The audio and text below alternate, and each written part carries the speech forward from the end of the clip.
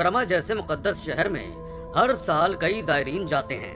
ان کے سامنے جب سعودی عرب کا نام لیا جائے تو سب سے پہلے دل میں خانہ کعبہ کی ہی تصویر بنتی ہے۔ یہ وہ مقدس مقام ہے جہاں لوگ حج و عمرے کی ادائیگی کے لیے جاتے ہیں۔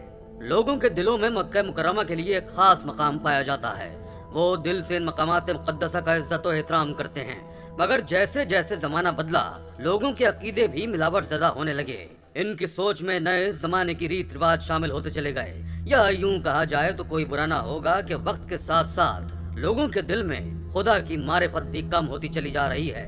شاید اسی کا نتیجہ ہے کہ اب دنیا بھر میں خدا کا قہر اور آفتیں، کبھی کوئی عذاب آ جاتا ہے تو کبھی کوئی آفت سر اٹھانے لگتی ہے۔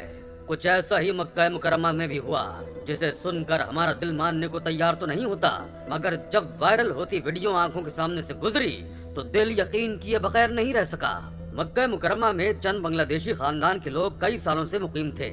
وہ سعودی عرب میں نوکری کی تلاش میں آئے تو انہیں مکہ مکرمہ میں ایک اچھی نوکری مل گئی، جس کے بعد انہیں اس قدر ترقی ملی کہ انہوں نے اپنا سارا کاروبار یہیں پر سیٹ کر لیا، اور پھر خاندانوں کے خاندان یہیں پر آ کر بسنے لگے۔ جیسے جیسے انہیں دولت اور شہرت ملی، ان کے اٹھنے بیٹھنے رہنے کے انداز بھی بدلتے چلے گئے، یہ جانتے ہوئے بھی کہ وہ مکہ مکرمہ جیسی مقدس سرزمین پر رہتے ہیں۔ انہوں نے اسلام اور دین کی ذرا بھی نہ پرواہ کی اور اپنی مرضی سے تمام مغربی ریت رواج اپنا کر رہنے لگے۔ اگر وہ مسلمان نہ ہوتے تو شاید کبھی بھی انہیں سعودی عرب میں داخل بھی نہ ہونے دیا جاتا، مگر افسوس کی بات تو یہ تھی کہ مسلمان ہونے کے باوجود انہوں نے ایک بار بھی حج و عمرے کی سعادت حاصل نہیں کی، بلکہ جب ان پر غربت چھائی تھی تو ہر وقت خدا سے مدد مانگتے رہتے، رزق کی دعائیں کرتے رہتے، مگر اب جب خدا نے ان کی دعائیں قبول کر کے رزق دیا تھا تو وہ بالکل ہی غافل ہو کر مغربی رواج اپنا چکے تھے۔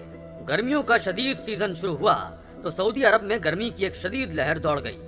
وہاں پر تو صحرائی علاقہ تھا، گرمی شدید پڑا کرتی تھی۔ وہ لوگ سوچنے لگے کہ یہ تو صحرائی علاقہ ہے اور ہمیں دریاؤں اور سمندروں کی سیر کرنے کے لیے دوسرے ملک جانا پڑتا ہے، تو کیوں نہ ہم سعودی عرب میں بھی ایک مصنوعی دریا بنا دیں جس سے سعودی عرب کے لوگ بھی جا کر لطف اندوز ہو سکیں۔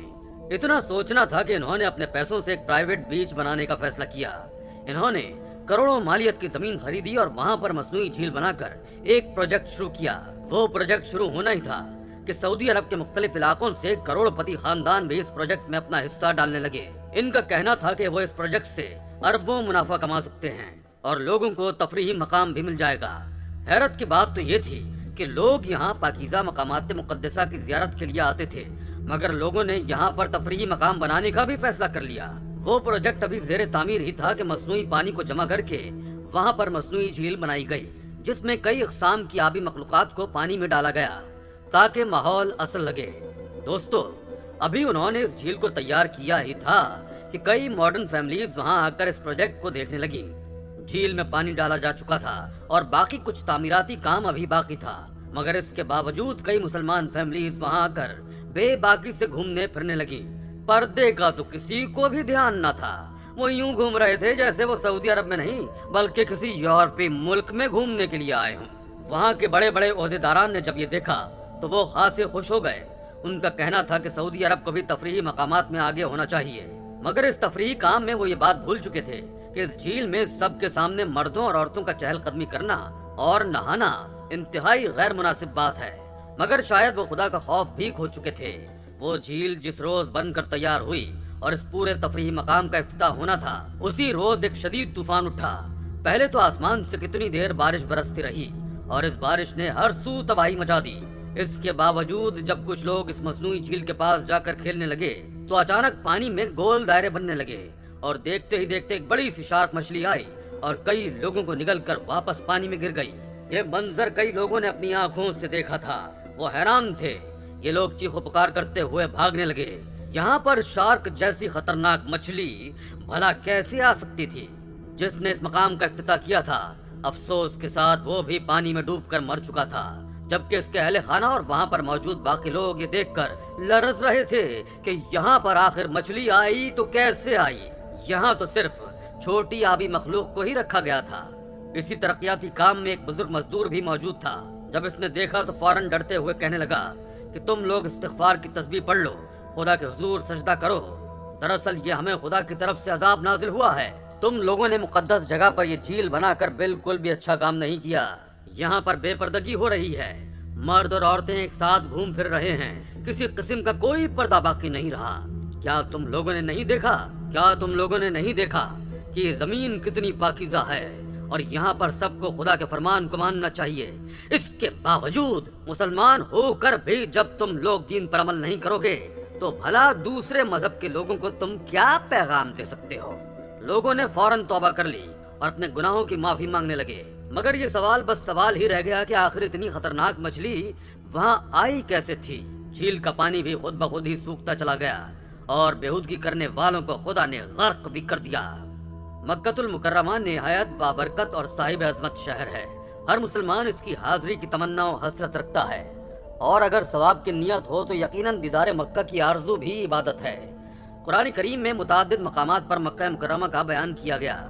अल्लाह रब्बुल इज़्ज़त ने बाज़ रसूलों को बाज़ रसूलों पर फजीलत अता की है।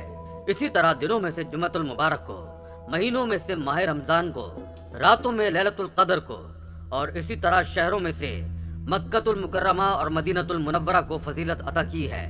शहर मक्का की अल्लाह रब्बुल इज़्ज़त ने कुरान पाक में कसम उठाई है, मुझे इस शहर मक्का की कसम, ऐ महबूब इस शहर मक्का में तुम तशरीफ फरमा हो। पारा नंबर 30 सूरह बलद।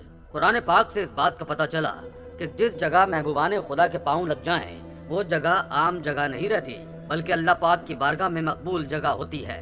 हुजूर सल्लल्लाहु अलैहि वसल्लम का फरमाने मुअज़्ज़म है, मक्के में रमजान गुजारना गैर मक्का में 1000 रमजान गुजारने से अफजल है। हजरत अब्दुल्लाह इब्न अब्बास रज़ी अल्लाह ताला अन्हु से रिवायत है, नबी करीम सल्लल्लाहु अलैहि वसल्लम ने जब मक्का फतह फरमाया तो उस रोज फरमाया, इस शहर को अल्लाह पाक ने उस दिन से हुर्मत अता फरमाई जिस रोज जमीन और आसमान को पैदा किया था। ये अल्लाह पाक की हुर्मत के बाइस ता क़यामत हराम है, और इसमें जंग करना किसी के लिए न मुझसे पहले हलाल हुआ और न मेरे लिए, मगर दिन की एक साथ के लिए किसी पस वो अल्लाह पाक की हुर्मत के साथ क़यामत तक हराम है। न इसका कांटा तोड़ा जाए और न इसका शिकार भड़काया जाए, और इसकी गिरी पड़ी चीज सिर्फ वो उठाए जिसको ऐलान करना हो, और न यहाँ की घास उखाड़ी जाए। सही बुखारी। हजरत अब्दुल्ला बिन अदी बिन हमरा रज़ी अल्लाह ताला अन्हु फरमाते हैं, मैंने रसूलुल्लाह सल्लल्लाहु अलैहि वसल्लम को मकाम हजूरा पर खड़े हुए देखा।